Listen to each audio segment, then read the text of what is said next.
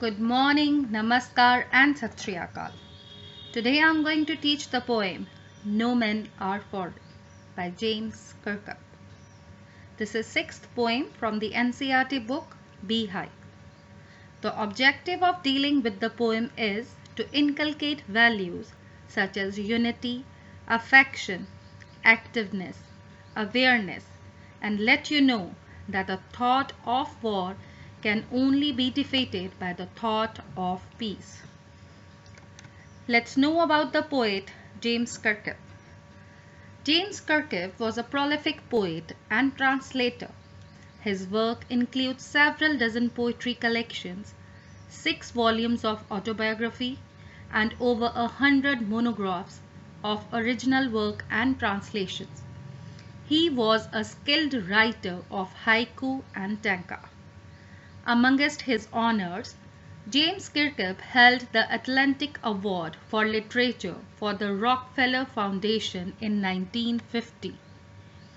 He became a Fellow of the Royal Society of Literature in 1962, won the PEN Club Prize for Poetry in 1965, and was awarded the Scott Moncrieff Prize for Translation in 1992.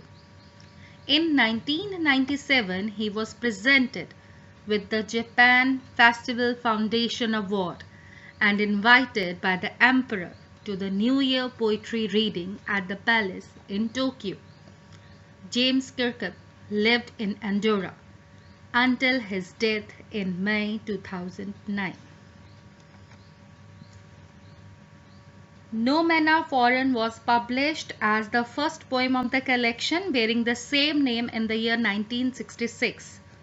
Talking about the introduction to the poem consists of 20 lines in total. These lines are not divided into stanzas. However, they are divided into meaningful segments in order to make the poem easier to understand and follow. The poem is written in the first person, hence we can assume that the speaker of the poem is the poet itself. The poem talks about concept of global brotherhood and equality without any place for any kind of prejudice. It can be described as a post-colonial poem which talks about globalization and its resultant human unity worldwide. The poem seems to be written at a crucial time around late 1940s when the entire colonial world was revolting against the oppressors. So coming to the poem's first 2 lines, remember, no men are strange, no countries foreign.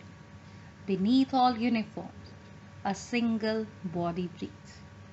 So in these lines, the poet tells his reader that men are not different from each other simply on the basis that they hail from separate countries. They may fight for the army of this nation or that one, but underneath the uniform, they are all essentially similar. Your opponent's army soldiers live and breathe just as you do.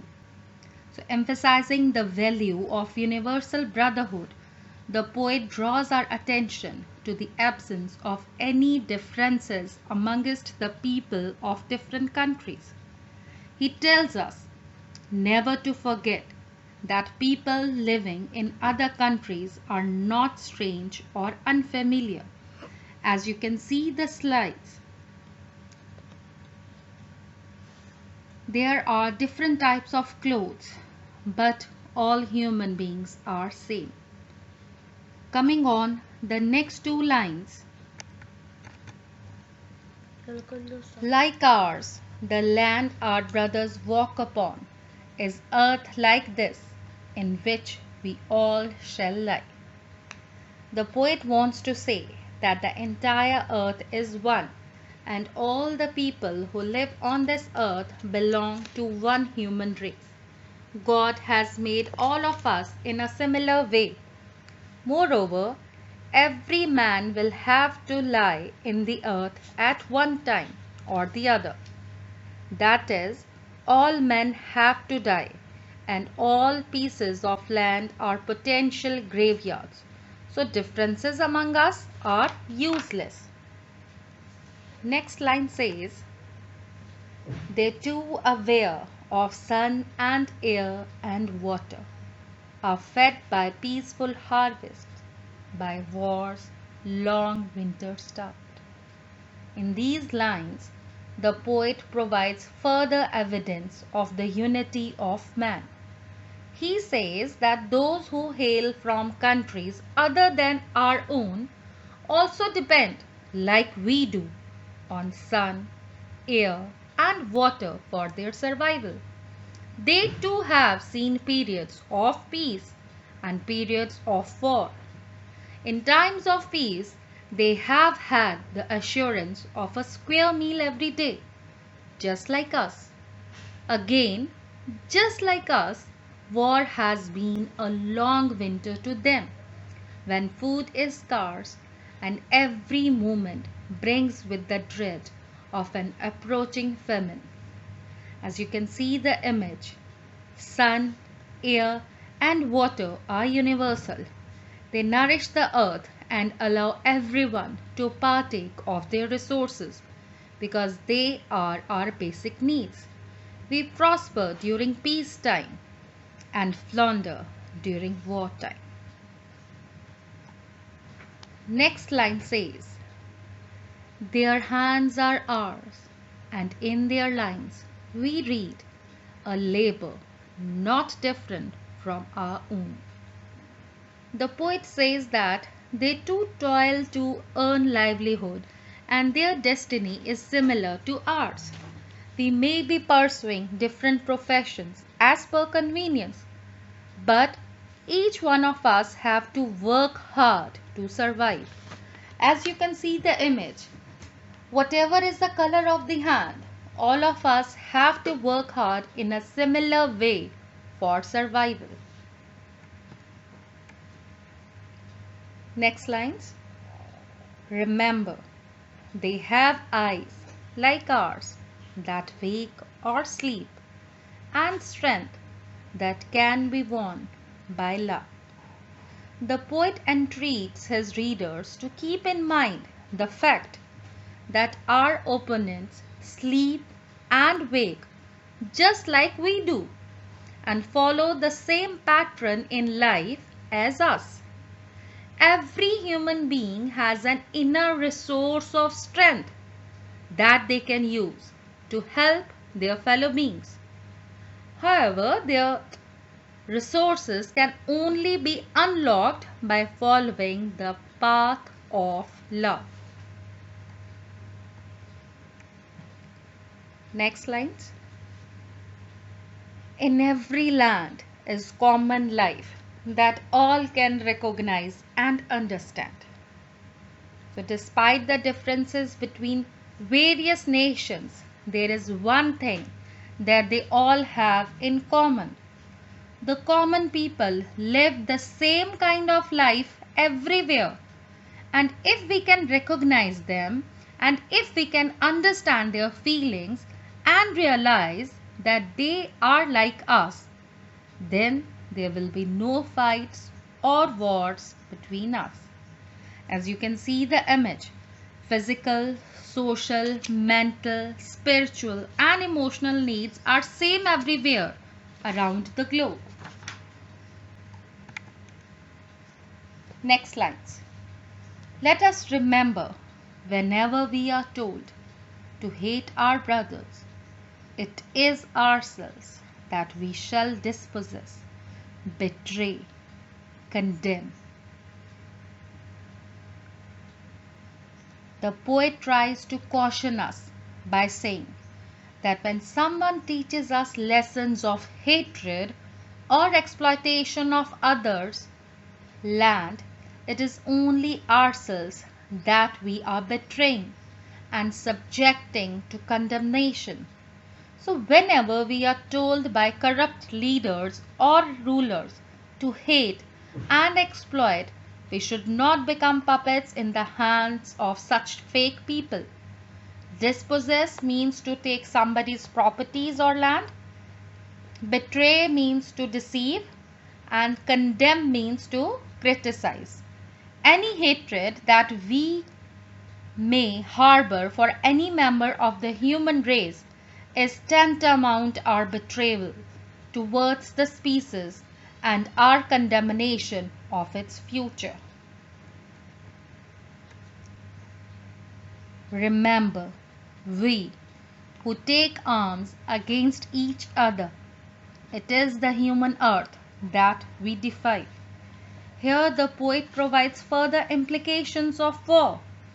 He says that if we, the guardians of the earth, were to die out as a result of the war, then there would be no one left to take care of the home that our ancestors had passed down to us. He reminds us that taking arms against each other is futile.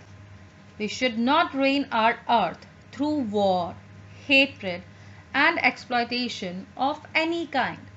Such acts only ravage and pollute the earth.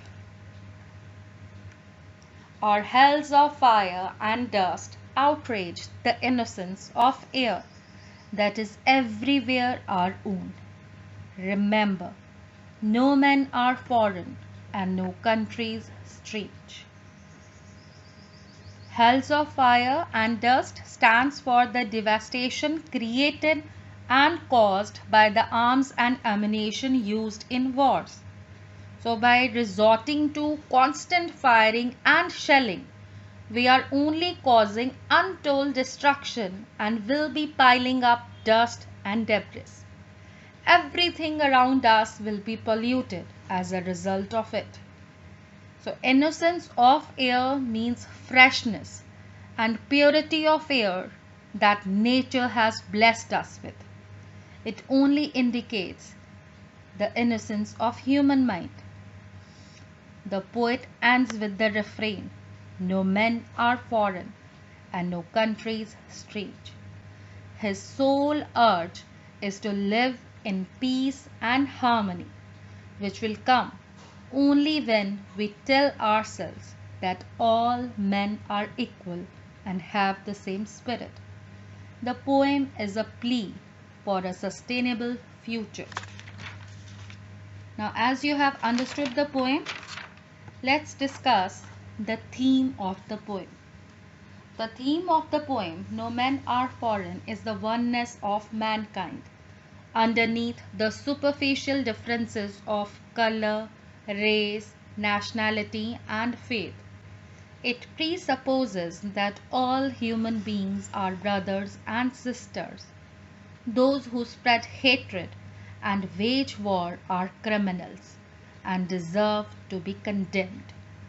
The poem also deals with the supremacy of love, accord, friendship, and amity among all the people in this world. Talking about the title, No Men Are Foreign is an apt title for the poem because it deals with the theme of universal brotherhood. Human beings all over the world have identical behavior, and the differences based on the man-made concepts of caste, creed, barriers, etc. are unnatural. Every human being responds positively to love. Hence, no human being is a foreigner or an outsider. The message conveyed through this poem is that this is a poem, peace poem, and gives a strong message to stop all wars and look upon humanity as a unified entity. The poet warns the rulers of all the countries that when they wage war, they not only injure the interest of those whom they hate, but also injure themselves. They should know that peace brings prosperity, and wars bring destruction. Hence, those who spread hatred and cause wars against their brothers and sisters in different parts of the world actually harm the cause of peaceful mutual coexistence.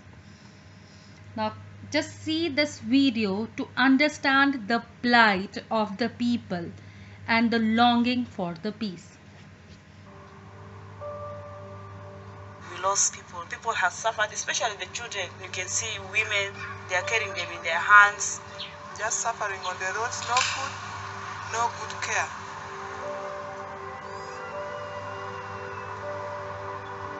Our children, they were our light for tomorrow. My wife, she was killed. I was left alone with my children. It's all about bullies, not even hearing the sound of a person. It's always bullies. My friend, we have been together, we grew up in Kirkup together, we educated together. We like to watch Tom and Jerry, because Tom and Jerry, there's many funny things. He was killed. Crossfire. A lot of our portraits are around the idea of loss, what it means to keep moving forward. We all have these kind of stories in our lives, and we all have people and places and memories that are unique to us. I think that the most powerful currency is our stories. We're nothing more than the memories we make and the people we love and the things we experience. How we learn about each other is through story. That is absolutely fundamental to who we are. These are stories that need to be told. What I hope is that when we photograph people, that they feel empowered enough to really share something that they care about.